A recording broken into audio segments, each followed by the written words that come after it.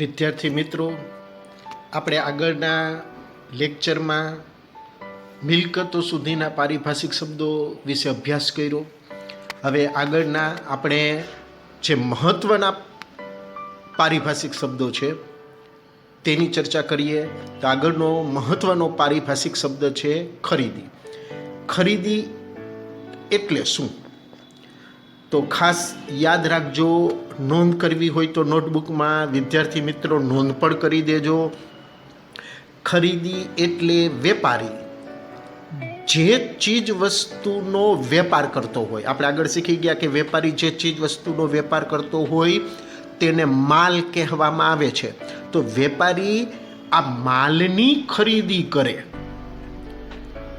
તો તેને જ ખરીદી તરીકે નોંધવામાં આવે છે. ખાસ યાદ રાખજો વિદ્યાર્થી મિત્રો, વેપારી જે ચીજ વસ્તુનો વેપાર કરતો હોય તે ચીજ વસ્તુની ખરીદી કરે તો તેને ખરીદી કહેવામાં આવે છે. દાખલા તરીકે આપણે બે ઉદાહરણ સમજીએ. કરિયાણાનો વેપારી છે અને આ કરિયાણાનો વેપારી 50 સિંગતેલના ડબ્બા ખરીદે છે. તો કરિયાણાનો વેપારી છે એટલે સિંગતેલના ડબ્બા કરિયાણાના વેપારી માટે માલ કહેવાય. તો એ 50 સિંગતેલના ડબ્બા ખરીદ્યા તો જ એને ખરીદી કહેવાશે.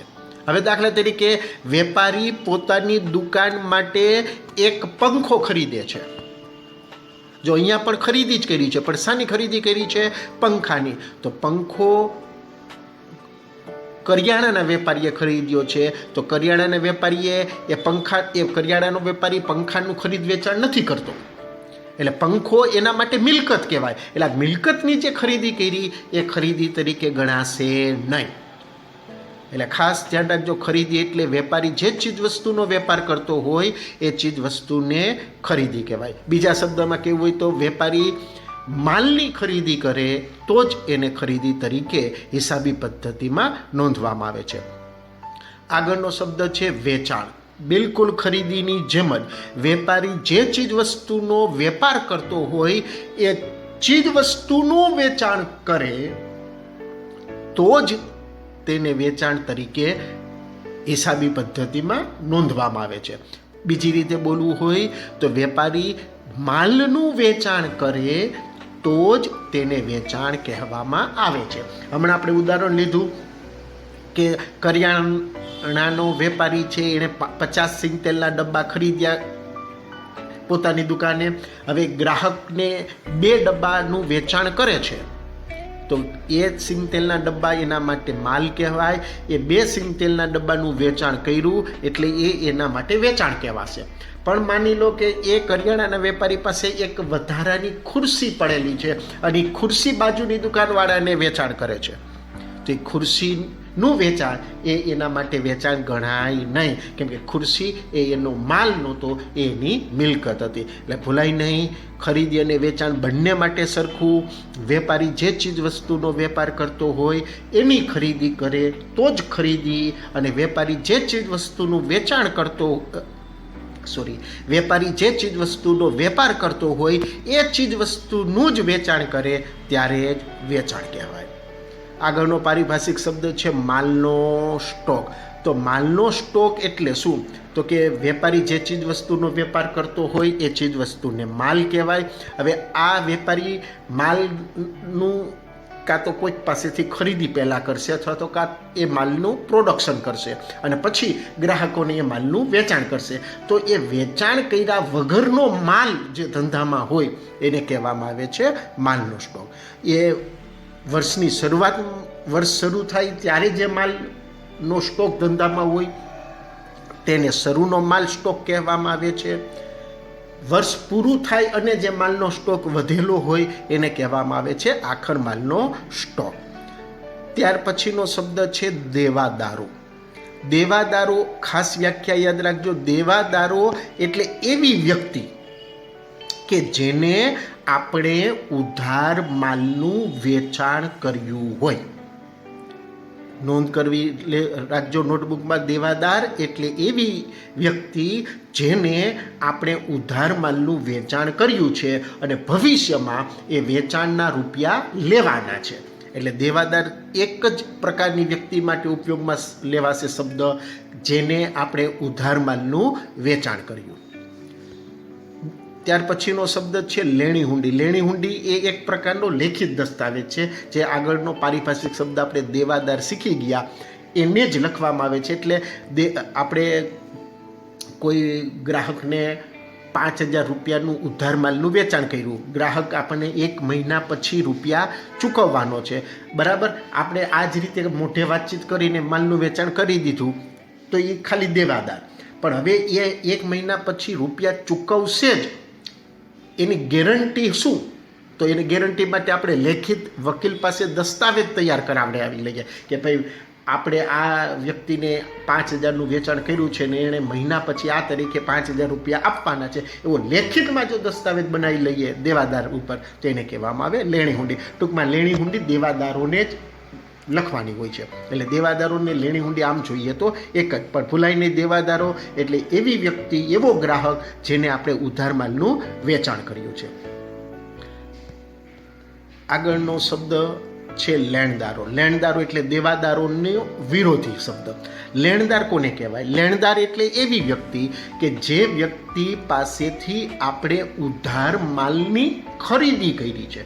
ફરી એક વખત બોલું છું, લેણદાર એટલે એવી વ્યક્તિ કે જે વ્યક્તિ પાસેથી આપણે ઉધાર માલની ખરીદી કરી છે, તો એ વ્યક્તિને લેણદાર કહેવામાં આવે છે.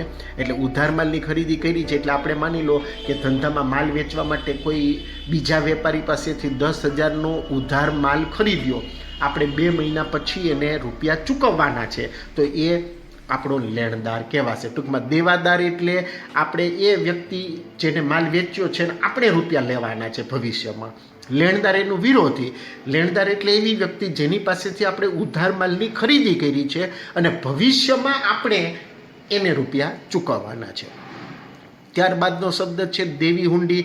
એ દેવી હુંડી પણ પેલા લેણી હુંડી જેવો જ શબ્દ કે આ લેણદારોને આપણે રૂપિયા આપવાના છે, તો એ લેણદાર છે એ કાયદેસર દસ્તાવેજ, લેખિત દસ્તાવેજ બનાવે કે રૂપિયા આ 10,000 માલ ખરીદ્યો એના 2 મહિના પછી આપવાના છે, એવું લેખિત દસ્તાવેજ બનાવી દે તો એને કહેવામાં આવે દેવી હુંડી.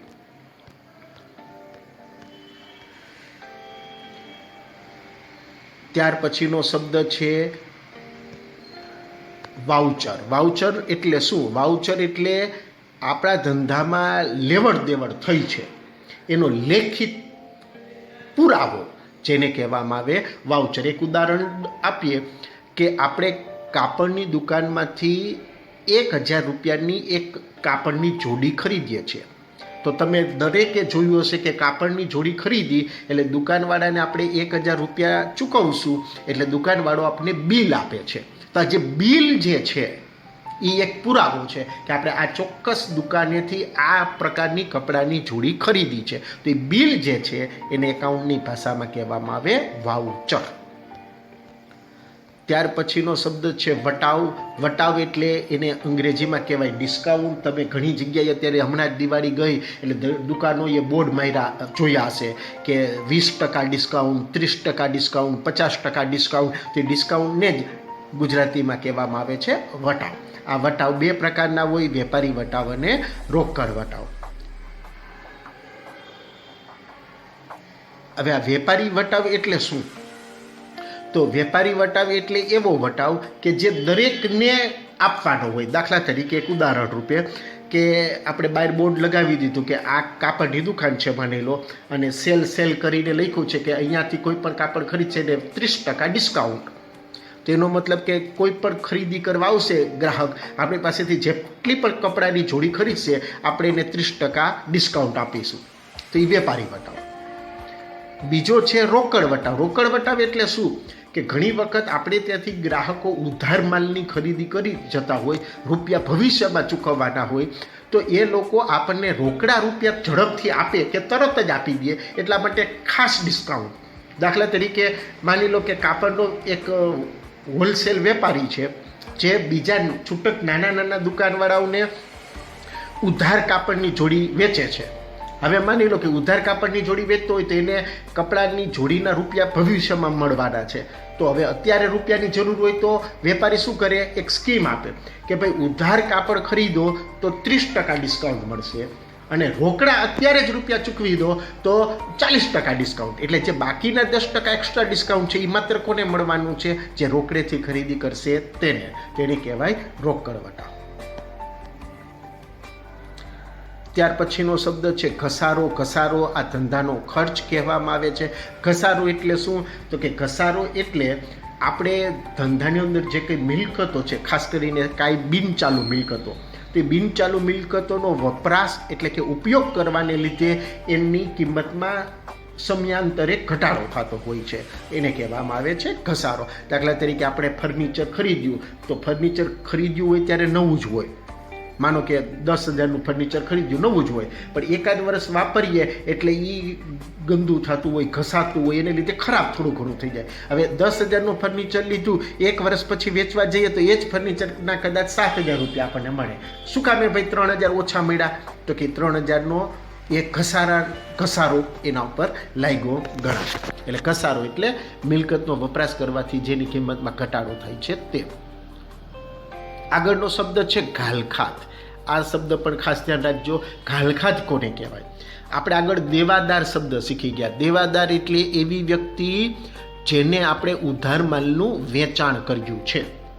હવે માની લો કે કોઈક એ નામનો વ્યક્તિ છે, આપણે એને 10,000નો ઉધાર માલ વેચી દીધો, અને એ નામનો વ્યક્તિ એ 10,000 રૂપિયા આપણને 2 મહિના પછી આપવાનો છે. માલ આપણે વેચી દીધો, હવે 2 મહિના થઈ ગયા, આપણે પૈસાની ઉઘરાણી કરશું કે ભાઈ લાવ 10,000નો માલ તને વેચેલો, 2 મહિના પછી તું રૂપિયા પરત કરવાનો હતો, તો હવે રૂપિયા પરત આપ.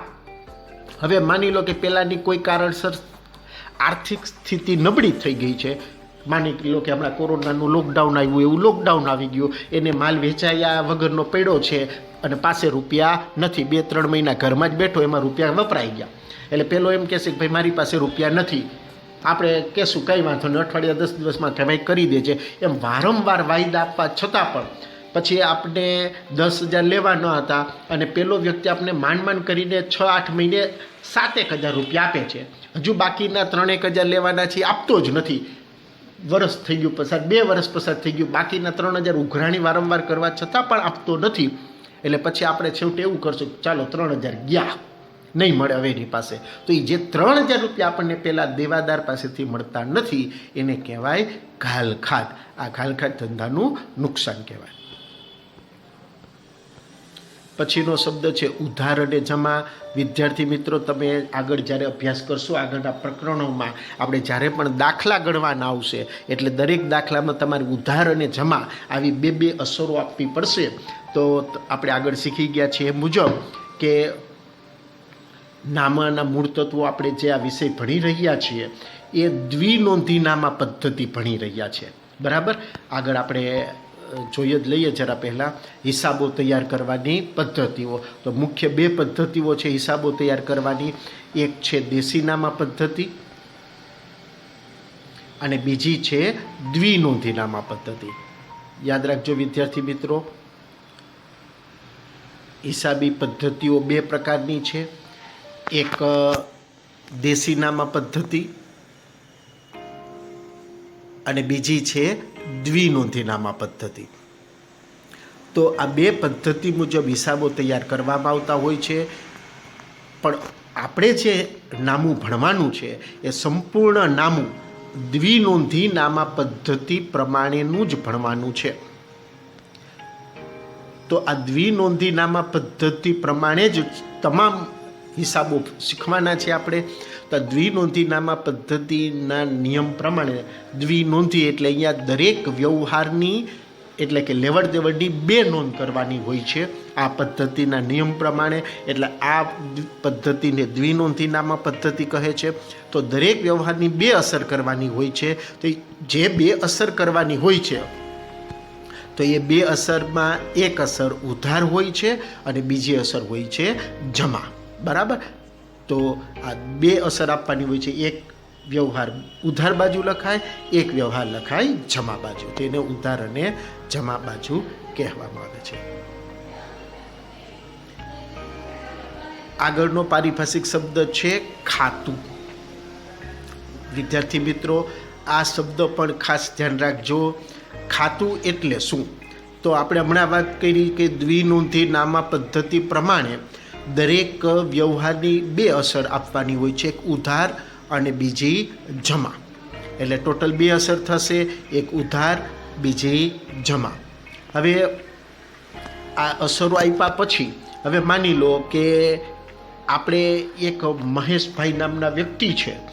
આ મહેશભાઈ નામના વ્યક્તિ એકાત્રા 2 દિવસે આપણી દુકાનમાંથી ઉધાર માલ ખરીદીને લઈ જાય છે. આપણે એનું દાખલા તરીકે વેચાણ કરીએ છીએ. તો હવે ધંધાની અંદર તો રોજબરોજ ઘણા બધા લેવડ દેવડ થતી હોય. તો આ મહેશભાઈ રોજ બે ચાર વસ્તુ લઈ જતા હોય ઉધાર. તો મહિના પછી આપણે જાણવું છે કે મહેશભાઈ આપણી પાસેથી ટોટલ 1 મહિના દરમિયાન કેટલી વસ્તુ ખરીદીને લઈ ગયા. તો ધંધાની અંદર સરળતાથી આ મહેશભાઈ કેટલી વસ્તુ ખરીદી ગયા એ જાણવા માટે એક ચોક્કસ જગ્યાએ મહેશભાઈની બધા વ્યવહારોની નોંધ કરવામાં આવે છે. એક ચોક્કસ જગ્યાએ, જેને કહેવામાં આવે છે ખાતું. એટલે કે દાખલા તરીકે આ મહેશભાઈ 20 વખત ટોટલ આપણા 1 મહિના દરમિયાન આપણા દુકાનેથી વસ્તુ ખરીદીને લઈ ગયા. તો એ મહેશભાઈની તમામ વસ્તુ એક જ જગ્યાએ નોંધશો. દાખલા તરીકે એક સિમ્પલ ને સરળ ઉદાહરણ દેવું હોય કે ભાઈ તમે અભ્યાસ કરો છો, તો ભાઈ દાખલા તરીકે 10મું ધોરણ હતું તો ગણિત વિષયની એક નોટ અલગ બનાવતા, વિજ્ઞાન વિષયની એક નોટ અલગ બનાવતા, સામાજિક વિજ્ઞાનની એક નોટ અલગ બનાવતા. આવી નોટ અલગ અલગ શા માટે બનાવતા? તો કે બધું ભેગું લખીએ એક નોટમાં જ. એક પેજ ઉપર ગણિતના દાખલા હોય, બીજા પેજ ઉપર ગુજરાતીનું કાવ્ય લખ્યું હોય, ને ત્રીજા પેજ ઉપર સામાજિક વિજ્ઞાન વિશેનું લખ્યું હોય ને. તો કંઈક પણ મહિના 2 મહિના પછી કોઈ પણ ચોક્કસ વિગત શોધવી હોય તો શું થાય? તકલીફ પડે, બધું મિક્સ હોય તો. પણ અલગ અલગ નોટમાં લખ્યું હોય તો અલગ અલગ નોટમાં લખ્યું હોય, માનો કે કોઈ એક ચોક્કસ દાખલો શોધવો છે તો ગણિતની એક જ નોટમાં સરળતાથી એ મળી શકે. તો જેમ અલગ અલગ વિષયની નોટ અલગ અલગ બનાવીએ, શા માટે? સરળતાથી એ મળી શકે એટલા માટે. બિલકુલ નામાના મૂળ તત્વ વિષયની અંદર પણ ધંધાની અંદર જે કંઈ લેવડ દેવડ થતી હોય એ બધી લેવડ દેવડની એક ચોક્કસ અલગ અલગ નોંધ કરવામાં આવે છે, એક ચોક્કસ જગ્યાએ. મેં હમણાં વાત કરી એમ કે મહેશભાઈને આપણે રોજ આપણી દુકાનેથી માલની ખરીદી કરતા હોય તો એક ચોક્કસ જગ્યાએ એક ચોક્કસ પેજમાં મહેશભાઈનો જ બધો હિસાબ રાખીએ કે એ પેજ નંબર, માનો કે 10 નંબરના પેજ ઉપર મહેશભાઈનો હિસાબ રાખ્યો છે, તો એ 10 નંબરના પેજ ઉપર મહેશભાઈ જ્યારે પણ માલ ખરીદીને લઈ જતા હોય એટલી વિગતો એ જગ્યાએ જ લખી હોય. તો એ વિગતો મહેશભાઈનો હિસાબ ગમે ત્યારે કરવો હોય કે જોવો હોય તો આપણે સરળતાથી જોઈ શકીએ. તો એને કહેવામાં આવે છે ખાતું. ટૂંકમાં ખાતું એટલે આ ત્રીજી લીટીમાં એની વિગત લખી છે કે તમામ વ્યવહારો હિસાબી ચોપડામાં એક જ સ્થાને નોંધાય અને વ્યવહારોનો સારાંશ જાણી શકાય તેને ખાતું કહેવામાં આવે છે. એટલે કદાચ વ્યાખ્યા યાદ રાખવી હોય, તૈયાર કરવી હોય તો આ ત્રીજી લીટી કે ધંધાના તમામ વ્યવહારો હિસાબી ચોપડામાં એક જ સ્થાને નોંધાય અને વ્યવહારોનો સારાંશ જાણી શકાય તેને ખાતું કહેવામાં આવે છે. તો વિદ્યાર્થી મિત્રો, અહીં પહેલા પ્રકરણનું જે ખાસ મહત્ત્વની બાબતો હતી એનું મેં રિવિઝન કરાવી દીધું. હવે આપણે આગળના લેક્ચરમાં પ્રકરણ 2ની જે મહત્ત્વની બાબતો છે તેનું રિવિઝન કરીશું.